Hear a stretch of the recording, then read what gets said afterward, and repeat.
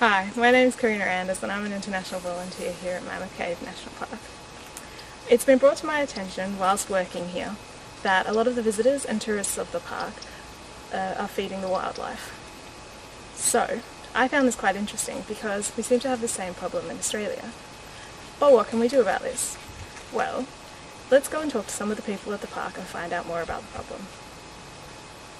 What is the problem that we have here in the park with the visitors feeding the animals? I think probably at every national park, maybe every state park and county park too, visitors are tempted to feed the wildlife. And it certainly happens here at Mammoth Cave National Park too.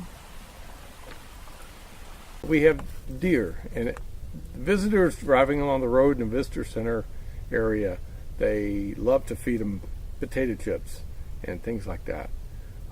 Things in their car has a handout. They try to get the deer to come to them, which is never a good idea. Not only is that a problem for the deer getting close to the road, they get used to being fed, and when they see a hand and it doesn't have food, they could become aggressive, which would not be a good thing for tourists that's got his hand out.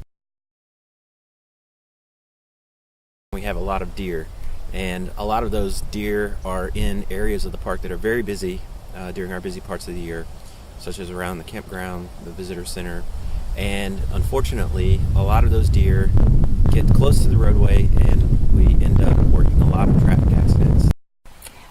Just recently I saw some people feeding deer in the park, and unfortunately as soon as their vehicle came close, deer approached it. So I wonder if they had been fed before or they knew the vehicle.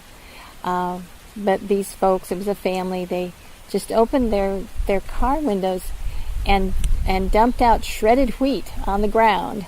And then a little boy shared his Happy Meal, nuggets and French fries as well. And I approached them and told them, no, this was not a good thing to do. It's not good for the deer, and it's illegal as well. When we go walking out in the woods, you don't see too many deer. When you do, you see the way they normally should be, which is running away from you.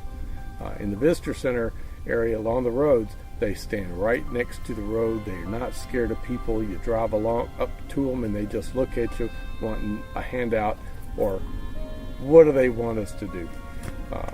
They're tame, and that's not a good thing for the deer. Well, there's a number of reasons that people should not feed the deer. One of the biggest reasons would be that we want the deer to function naturally within the forest ecosystem. When people feed the deer, they're feeding them foods that are almost universally bad for them. Things like marshmallows and Doritos, etc., are not part of their normal diet. Also, this attracts them to the roadside. Along the roadside, we have a grass called Kentucky 31 fescue that has a fungus that lives within it. It's a natural fungus, and it helps protect the grass against grazers by producing alkaloid poisons. So if the deer eat too much of this grass, which it's almost like junk food for them, then it can make them sick, cause all sorts of health problems for them. Then there's safety issues for the people. When people feed the deer, they are likely to wind up putting their hand out, wanting the deer to eat out of their hand. They can get bitten. Any kind of animal bite is bad. We have deer that hang around the picnic area. They're panhandlers, and they will approach picnic tables where families are. And of course, deer carry a lot of ticks. So they're dropping ticks in the area of the picnic area where parents are naturally going to think their kids are safe.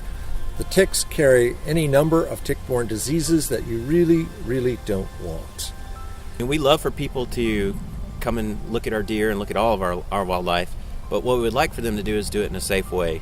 And that could simply mean just pulling off on a spot in the road that's safe for them to stop so that they're not obstructing traffic, and then observe the deer from a safe distance. And certainly we don't want them to feed or approach the deer. The deer can be dangerous to humans as well. They would lose their fear of people, and therefore they're going to get out into the road more. Deer are very unpredictable, especially at night. The headlights confuse them, hence the term deer in headlights. And so that if they're hanging around the road, then they're more likely to jump out in front of you and then cause an accident.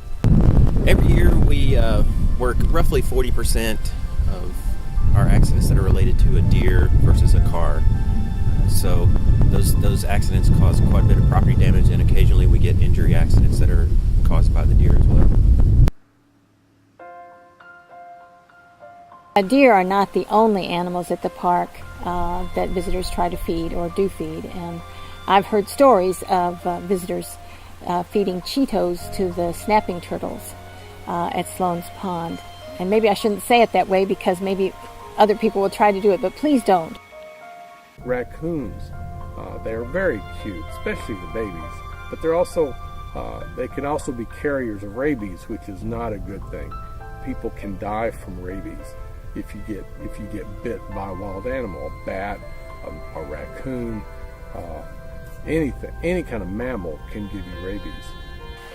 I often wonder why visitors want to do this, but I think it's just that they enjoy seeing the animals and want to get up close to them, and they perhaps think that by feeding them they're doing something good for the animals, but in truth they are not. What could the park do to help mitigate this problem, or what could visitors do? Probably understanding and education is the first step toward helping people understand they shouldn't feed the wildlife. We do have regulations in place that protect the deer. Those are found in the Code of Federal Regulations, and they tell us that visitors are not supposed to approach, feed, or tease, harass the wildlife in any way. Of course, that includes the deer. Don't approach wildlife. Don't feed the wildlife.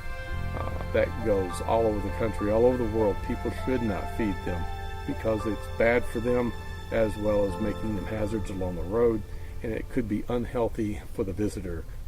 If you think about it, feeding animals, it's not doing anything good for the animals. It's not helping the wildlife. And maybe it's a bit selfish on the human side, in that it's pleasurable, it's fun to be close to them, but in the end it's not helping the wildlife.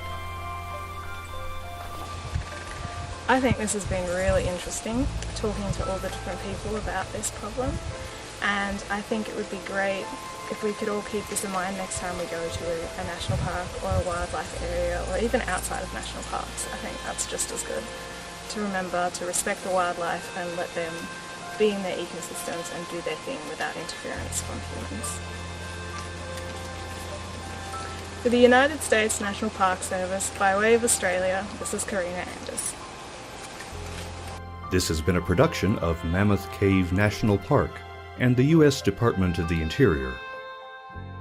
This is NPS, your National Park Service.